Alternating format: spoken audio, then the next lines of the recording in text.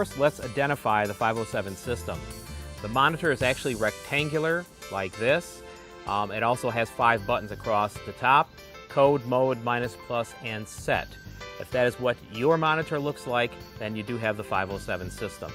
And if you have a sensor that looks like this sensor, this is actually the flow-through, the 507 flow-through sensor.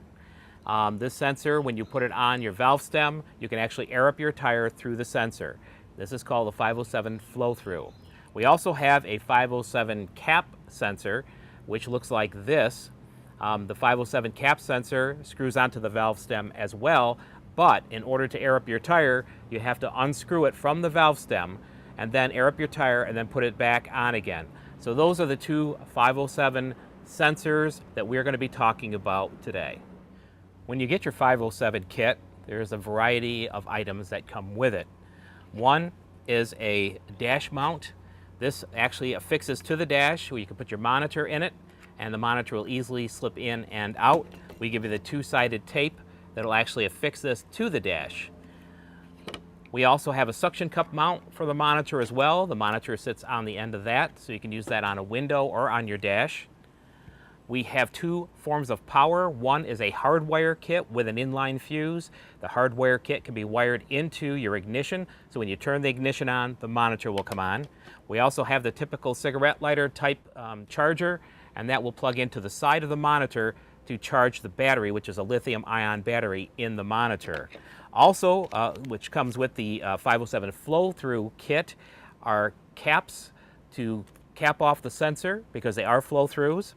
We also give you, in that particular kit, the flow-through kit, O-rings and a variety of screws, and also a couple of Allen wrenches, because there are little screws that screw onto the valve stem that hold the sensor in place, kind of an anti-theft device.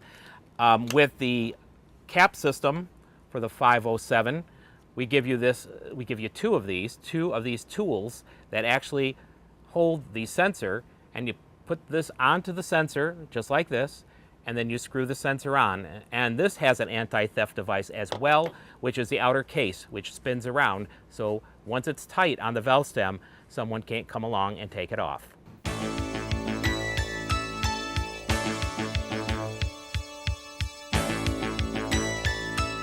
Now we're going to talk about coding the sensors into the monitor.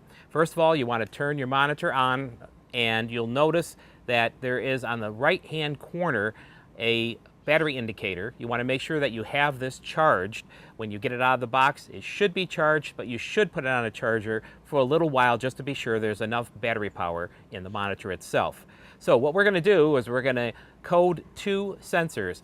If you do have a 507 system, then you can get it in the cap or the flow-through, as we had mentioned. Now, these will work in conjunction with each other.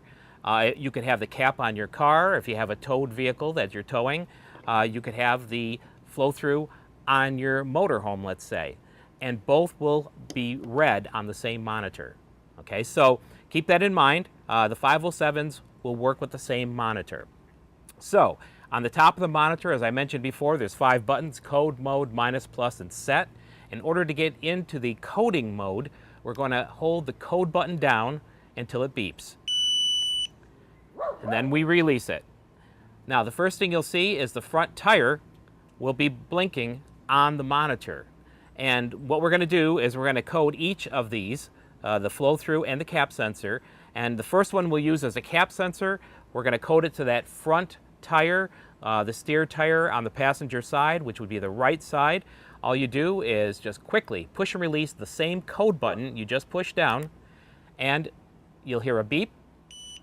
You will now see a 6-digit code on your screen. That code is unique to the sensor that I just coded into it. Each sensor has a different 6-digit code so that the monitor can recognize it. Okay, so that one is done. Now we'll move on to the second tire we're going to code, which in this case is going to be on the left side. It's going to be the driver's side on the front steer tire.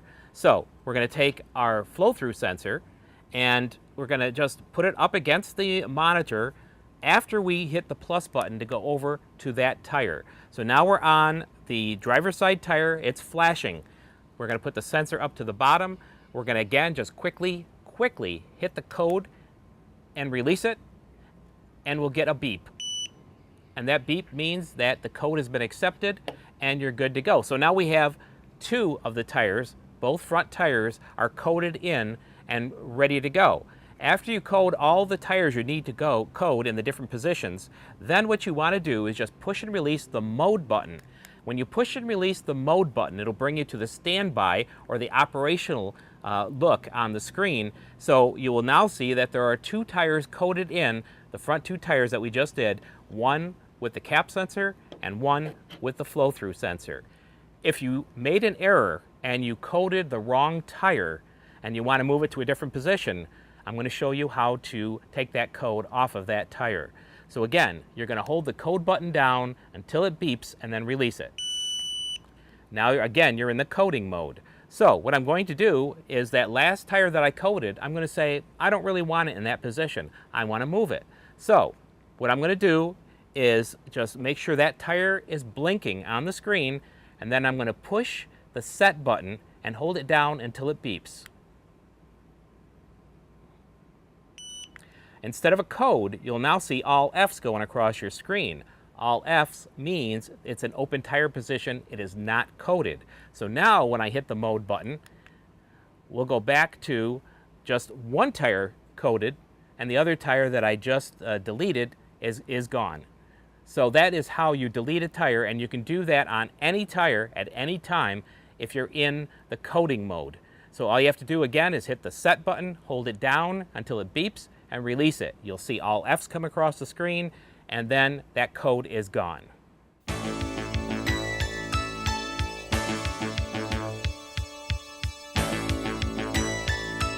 Next, we're going to set the tire parameters, and it's very easy to do.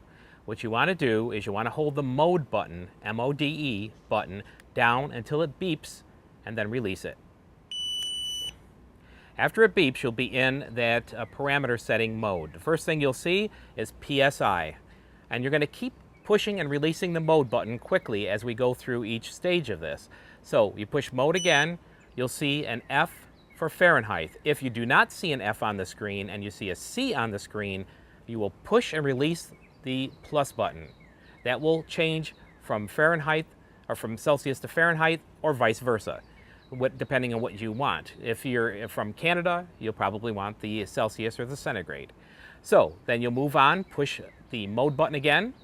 The next thing you're going to see is you're going to see your front axle blinking. We set all our high and low pressures per axle because normally the tires on an axle are the same. So in that regard, you always set your high pressure alarm 20% above your normal tire pressure and 10% below your normal tire pressure for the low alarm. So in that regard, if we have, say, 100 pounds in the tire, then you would set your high pressure alarm at 120 pounds using the plus or minus buttons. So in this regard, we got 120 now. You hit the mode button, you'll go to the low pressure for that axle. You'll set that, in this example, to 90. And now we're at 90. So your pressures, of course, will vary because depending on what your normal pressure is your tire, again, always set it 20% above for the high pressure, 10% below for the low pressure alarm. And if you are going into climates that are warm climates, I sometimes would suggest to set that high pressure to 25% above instead of 20%. That'll give you a little more leeway when you're traveling down the road and your tires get a little bit hotter because you're in those higher temperature ranges. Okay, so after you do that, and you do that with each axle, you just keep hitting the mode button, it'll jump to the next axle, you do the high pressure first, low pressure next, and you keep going until you get to the back. You'll notice that all of the tires are blinking on the trailer section of our monitor. On the trailer section, you could set all the tires at one time because typically on a trailer, all the tires are the same. So you'll set the high pressure at 20% above your normal pressure on those tires, and you'll set the low at 10% below the normal tire pressure on those tires. And once you're done with that, doing the high pressure, doing the low pressure, The last thing you're going to see is a temperature icon at the bottom, and you'll see 158, which is our default temperature. Typically, you want to leave this at 158. You really don't have to move that. It will go up to 208 if you'd like, but at 208, you probably won't have a tire there because a tire will usually fail between 170 and 200 degrees. So at 158, it's a good early warning system.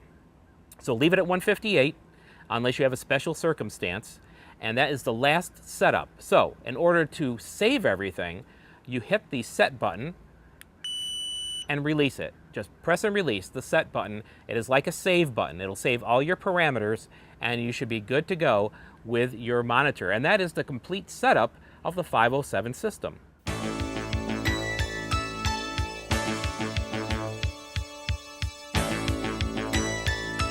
To mount the 507 flow-through on the valve stem is very easy. You do not need any tool to mount it.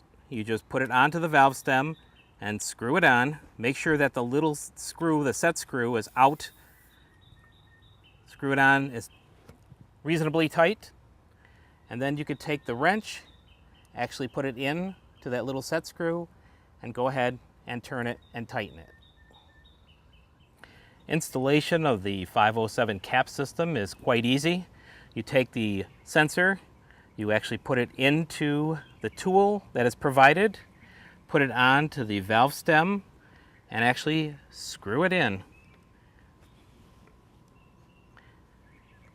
You'll hear a little hiss just before it hits bottom. And then screw it till it's tight and give it a little extra turn, and that'll keep it onto the valve stem. And that's basically it. Then what you're going to do is you're going to wait for the monitor to read out once you get all of your sensors on, and within 15 minutes or so you should get a reading on the sensors that you have programmed into the monitor already. So this is what your system should look like after you're done putting in all your sensors, your parameters, and all of the sensors reporting in to the monitor. You'll see that every tire is reporting in with the correct temperature and pressure of that particular tire.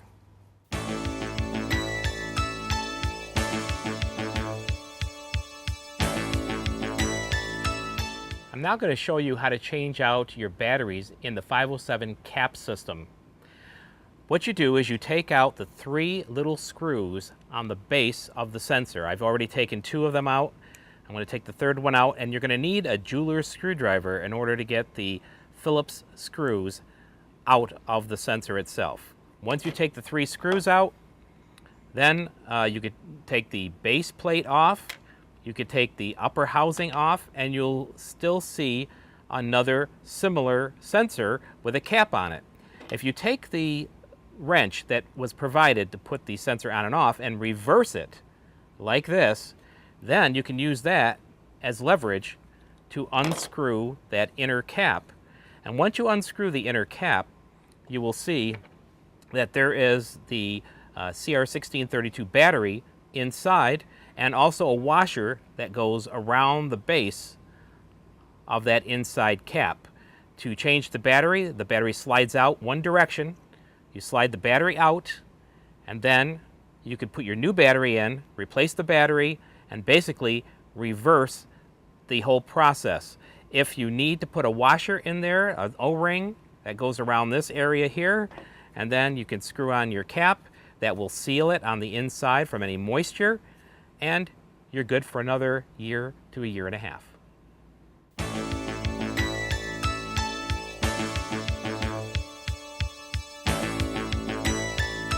To change the battery in the 507 flow-through sensor, it's quite easy. There are 2 screws where the battery cover is. I've already removed one of the screws. You got to carefully remove both screws, and that will actually give you access to the CR1632 battery underneath the cover plate. And there is the battery. All you have to do is pop it out. Make sure when you put it back in, you have the plus side up, just the way it came out. Put the cover back on, and put the screws back in. And that's it.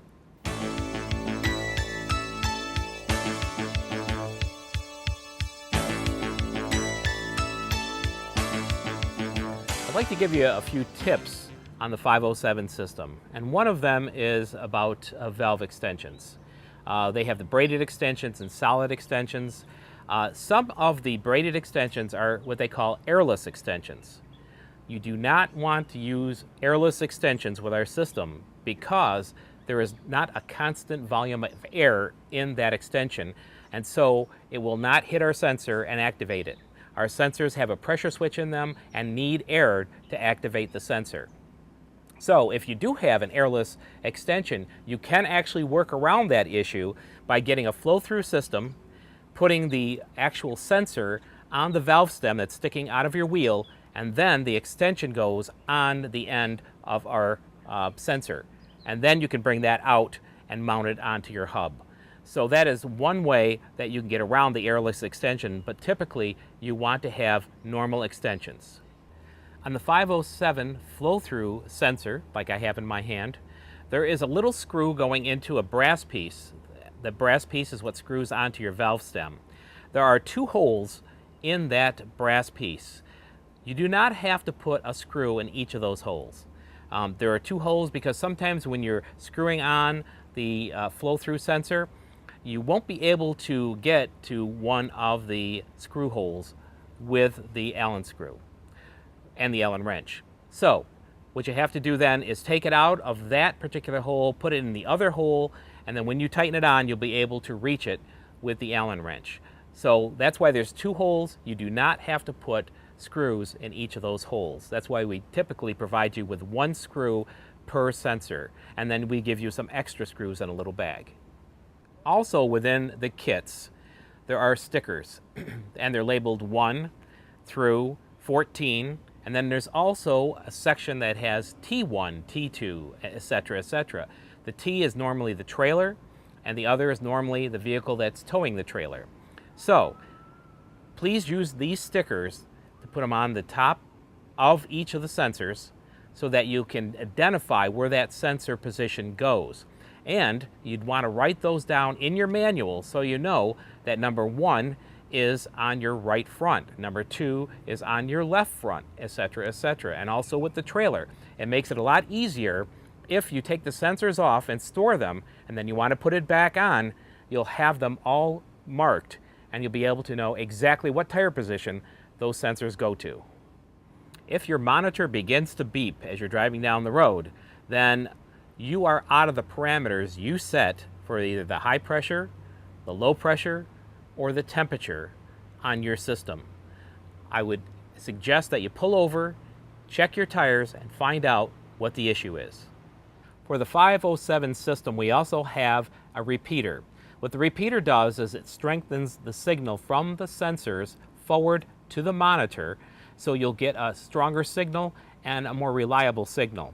If you have something that's over 36 foot in length, we recommend a repeater. We also recommend a repeater for most fifth wheels, and if you have an Airstream trailer, because of all the metal, a repeater is essential. Another tip for the 507 cap sensor, if you need to have a smaller diameter sensor for any reason, say you're putting it on a motorcycle, for example, there are 3 screws at the bottom that you can take out of this cap sensor. It will separate the bottom of the cap from the top of the cap. Inside, you will then see another complete cap that is actually sealed. This outer cap is just for the anti-theft device, so you will lose the ability to have the anti-theft device, but it will actually decrease the diameter of this sensor quite a bit. And you could actually take that off and run these without the outer cap, just the inner cap. So that's another thought if you need to have it in a tighter space. When you're putting the sensors onto your valve stem, how tight do you put them on? Do you crank them down? Do you leave them a little bit loose? Well, the best thing to do is to actually put them on hand tight and then make sure they're snug. Give them a little extra twist to make sure they're snug on that valve stem. And because they do have a gasket in here, that rubber gasket will push against the top lip of the valve stem and it'll hold it in place. You don't have to turn these on really tight because that could ruin the sensor. From all of us here at TST, Truck System Technologies, we hope you enjoyed this video and it helped you to set up your 507 system. If you need additional information, you can give us a call at 770-889-9102 or go to our website at www.tsttruck.com. That's TSTTRUCK.com.